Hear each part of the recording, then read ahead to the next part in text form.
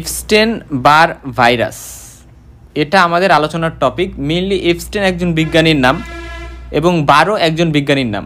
So Epstein এবং বার এই দুজন মিলে যেহেতু এই ভাইরাসটা আবিষ্কার করছেন, তাই এটাকে আমরা বলতেছি এপস্টেন বার ভাইরাস। এটা খুবই কন্টাজিয়াস একটা ভাইরাস, এটা খুবই পাশাপাশি অবস্থানরত মানুষের কাছে ছড়াইতে পারে। বাট এখানে ইম্পর্টেন্ট একটা কথা যে আমাদের এপস্টেন বার ভাইরাস দ্বারা যে ডিজিজটা হয় সেটাকে আমরা কিসিং ডিজিজও বলে থাকি। খুবই ইম্পর্টেন্ট, কিসিং ডিজিজ। কেন কিসিং ডিজিজ বলা হয়? কারণ সাধারণত এপস্টেন বার ভাইরাস কিসিংয়ের মাধ্যমে ছড়ায়।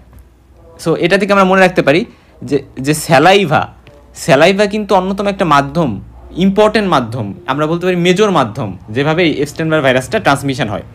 সো এই কিসিং দিয়ে আমরা মনে রাখতে পারি। হ্যাঁ, এখন আসো যে এই এপস্টেন বার ভাইরাসটা কিন্তু অলসো একটা অনকোজেনিক ভাইরাস। এটা ক্যান্সার করতে পারে, বিভিন্ন ক্যান্সার করতে পারে, নেজোফেরিঞ্জিয়াল ক্যান্সার, তারপরে বার্কিটস লিম্ফোমা, তারপরে হচ্ছে গিয়ে আরও কী কী করতে পারে সেটা আমরা দেখব এক এক করে। এখন আসো যে এটার স্ট্রাকচারটা, এটা যেহেতু একটা হারপিস ভাইরাস, আমরা মনে রাখবো যেটা হচ্ছে হারপিস ভাইরাস যে 4, যেটা হিউম্যান হারপিস ভাইরাস 4, এই 4টা হচ্ছে এপস্টেন বার ভাইরাস। আমরা জানছিলাম 1 হচ্ছে হারপিস সিমপ্লেক্স ভাইরাস 1, 2 হচ্ছে হারপিস সিমপ্লেক্স ভাইরাস 2, 3 হচ্ছে ভ্যারিসেলা জোস্টার যেটা, এবং 4th হচ্ছে এপস্টেন বার ভাইরাস, 5th হচ্ছে সাইটোমেগালো ভাইরাস।